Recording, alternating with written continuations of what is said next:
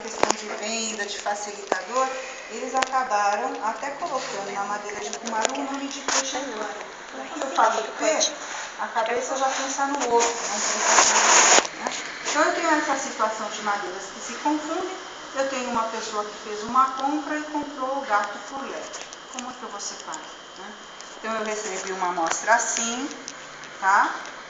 A essa amostra, a gente vai entender o processo que a gente faz olhando um pouquinho para isso aqui, ó. Esta cunha, nós vamos fazer um exercício. Vamos imaginar que aqui nós temos uma árvore, tá? E da árvore eu estou tirando esta cunha, ok? Então eu tenho um corte que a gente chama, que é perpendicular ao eixo da árvore, que é este aqui, que a gente chama transversal, né?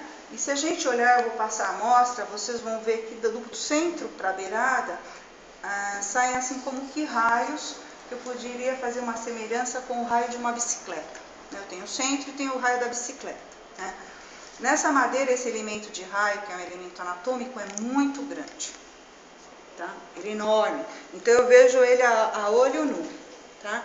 Esse elemento de raio aqui, quando eu faço um corte paralelo ao eixo, eu tenho este corte daqui que a gente chama de tangencial. E se eu faço um corte paralelo a esse elemento de raio, eu tenho um corte que a gente chama de radial.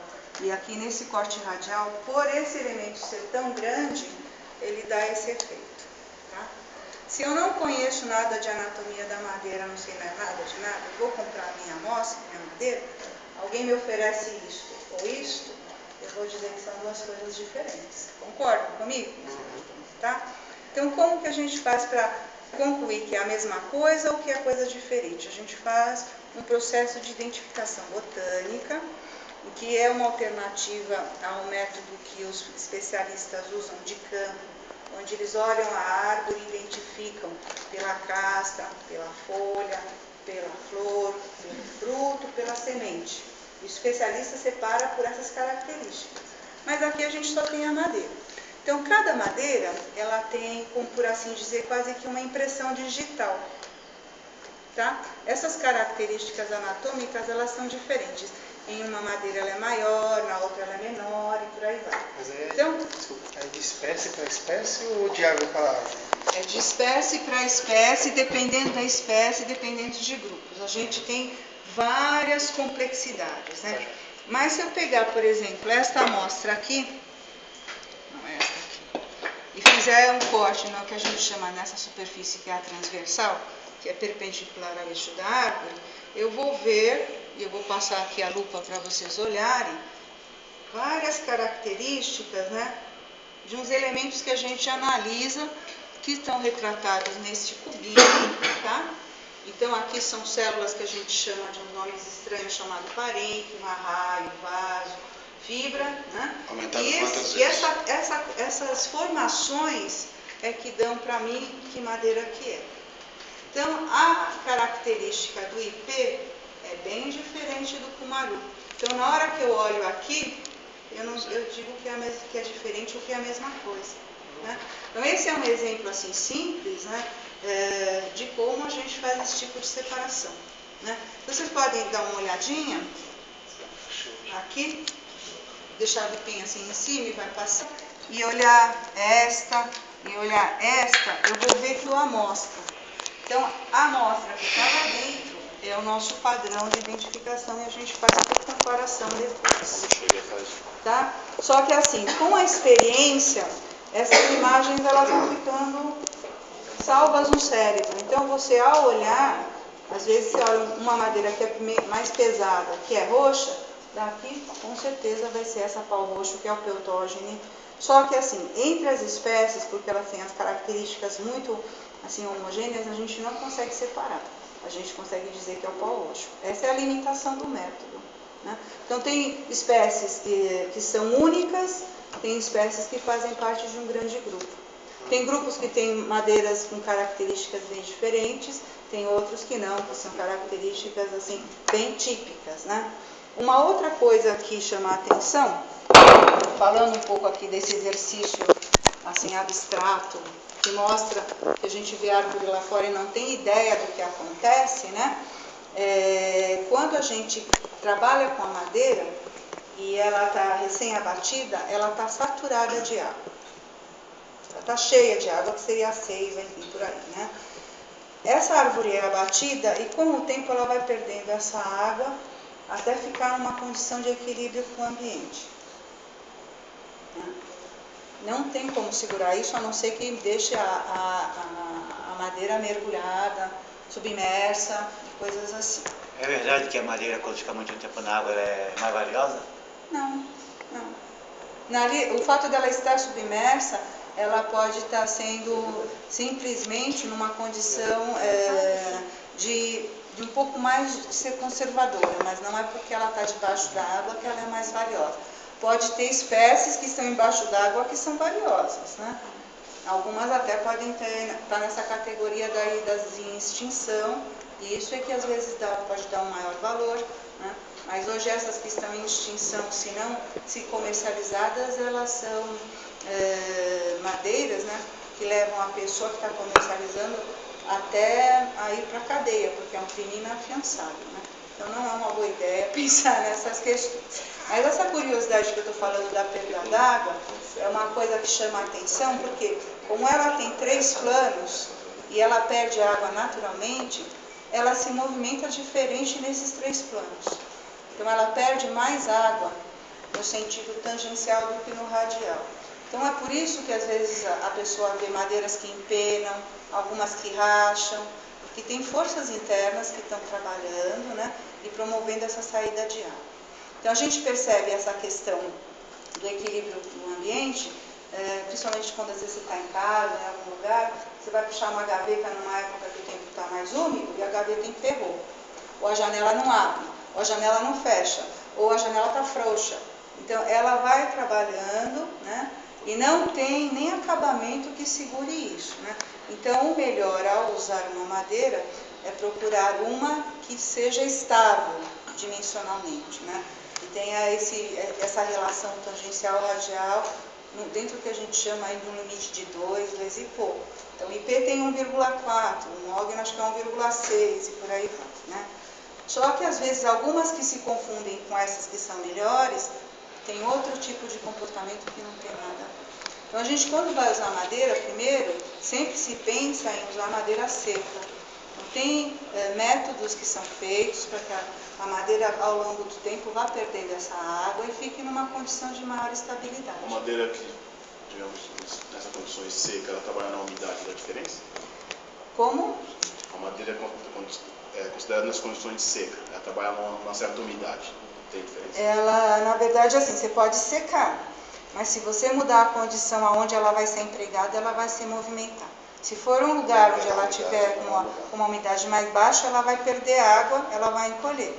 Se for um lugar que tiver uma umidade mais alta, ela vai inchar e aí ela vai alargar. Empenar. Empenar e sei lá, pode ser que empene, pode ser que não, né? Então, essas movimentações, né? Eu não sei se alguém já teve a oportunidade de ir assim, em alguma biblioteca que tem armários de madeiras, muitos armários e tudo, e ouve às vezes uns estalos secos, né? Pensam que é obra de alguma alma do outro mundo, não é. É um material que está se movendo. Então, assim como se você vai fazer uso de uma madeira como essa, numa área de chão, o que se espera é que tem que deixar uma juntinha de dilatação para, enfim, prever essas movimentações.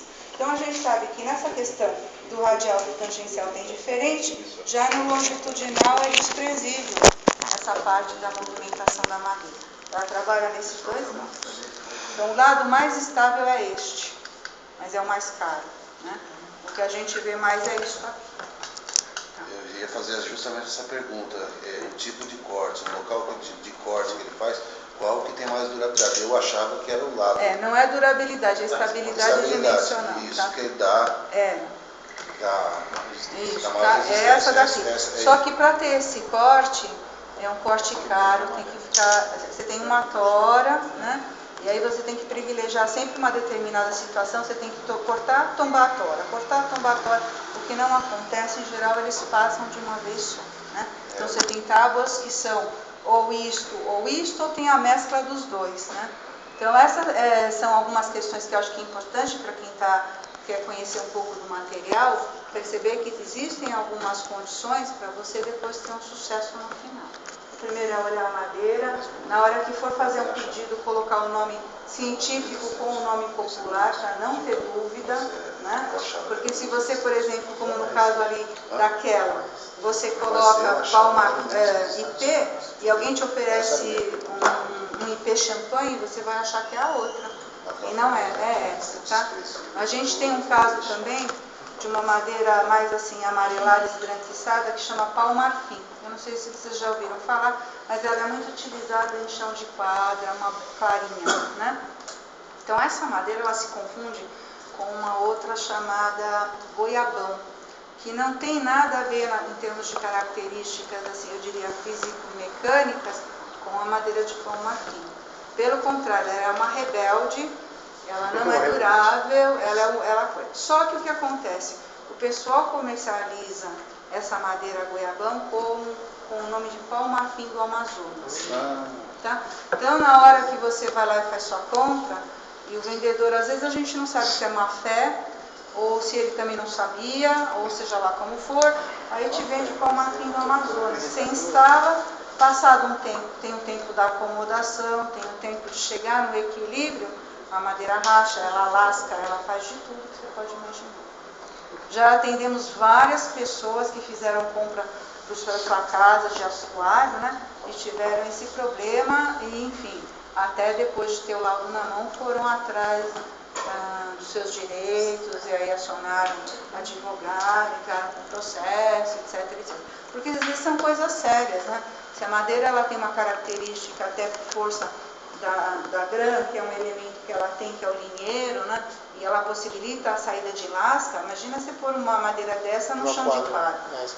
Lascou um pedaço que tem casos assim de arrepiar, de lasca que entra dentro da pele da pessoa, machucados feios, né? Tem um rapaz que morreu há pouco tempo no Paraná, quando lasca morreu.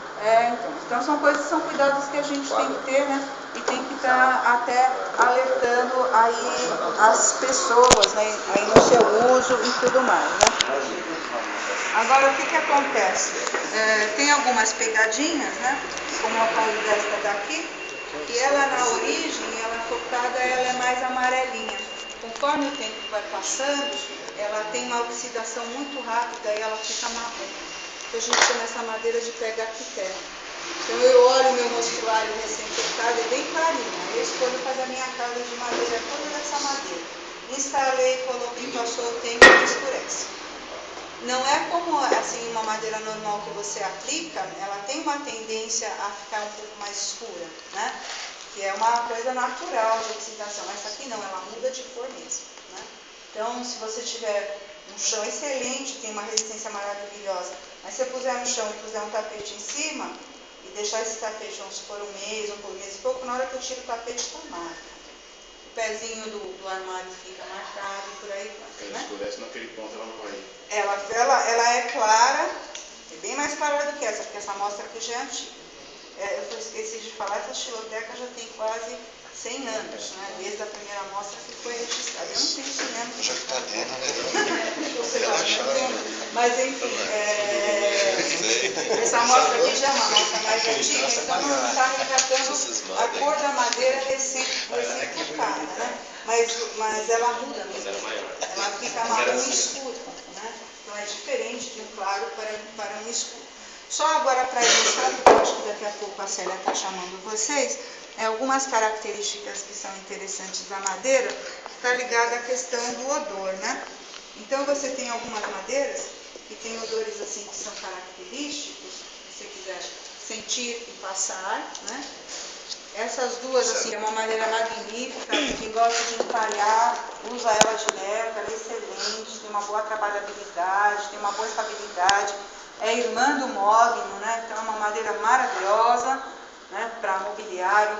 Mas a gente tem essa que está dentro do saquinho por razões óbvias, tá? Que é uma madeira que não cheira tão bem, né? Essa madeira, ela... É melhor circular com o saquinho. Ela tem um cheiro muito forte, ela chama angelim vermelho, né? E essa madeira, ela é indicada principalmente que algumas madeiras são amargas. A gente não aconselha ninguém a ficar experimentando madeira, porque todo mundo às vezes passa um produto por cima para desenvolver uma durabilidade maior, né? Foi no álcool. Foi na cachaça para tomar. Não, a cachaça tem cachaça Tem muita cabreúva, que é uma madeira que é melhor. Não, essa aqui não. Para navio, forte, hein? o pessoal usa uma chamada teca, que ela não é brasileira, ela veio de fora. Ela é excelente, uma madeira magnífica, estão plantando aqui já, Mato Grosso, já tem madeira que está sendo comercializada. E brasileira tem uma chamada Itaúba, que ela parece que ela até é encerada, excelente em termos de durabilidade natural. No uso da estrutural da construção civil, quais são as madeiras mais utilizadas e hoje há alguma vantagem na utilização de madeira para eu vou dar uma dica para vocês, porque esse tema é tema até para um curso, tá? Existe no site do IPT, primeiro, um sistema de informações que disponibiliza características de 80 madeiras, é de graça. Existe também, é possível baixar, amanhã vem um outro grupo, eu vou até trazer dois exemplares que eu tenho, de duas publicações que são feitas especificamente para a questão da construção civil. A mais recente chama Catálogo de Madeiras, está também disponível para download gratuito e é uma tentativa de estar apresentando madeiras até novas que podem estar sendo utilizadas na construção civil, né, em uso a peroba rosa e pinho do Paraná, que ainda hoje são especificadas. Pinho do Paraná não pode ser comercializado. a peroba ainda pode? Peroba pode, mas assim, rapidamente ela vai ter restrição, ela já está numa situação meio de perigo, tá? Além desse catálogo, tem um outro chamado Madeira, Uso Sustentável na Construção Civil. Lá nessa publicação você tem a resposta para essas questões que você está dando, né? E até essa tentativa de estar indicando madeiras que você pode estar utilizando em substituição àquelas que já estão sendo usadas normalmente. E além de tudo tem explicação sobre como você deve fazer sua compra para não ter esse tipo de problema que eu acabei de falar, né? Está comprando da maneira correta, né? E por aí vai. Tá? Características relacionadas com a questão de durabilidade, o que tratar e como tratar, né? E aí outros assuntos. Então essas duas são de graça. Eu já sabia que você ia aparecer, né? Estava falando que esse tema é uma coisa assim, realmente um assunto bem complexo, né? Mas vocês, em princípio, podem estar tentando baixar gratuitamente pela internet e não conseguindo, tendo alguma dificuldade, entre em contato com a gente, né? Via eventos e tudo, né? E assim a gente fornece também. Só para finalizar, alguma vantagem além da estética do uso de madeira estrutural? Na verdade, a questão aí não é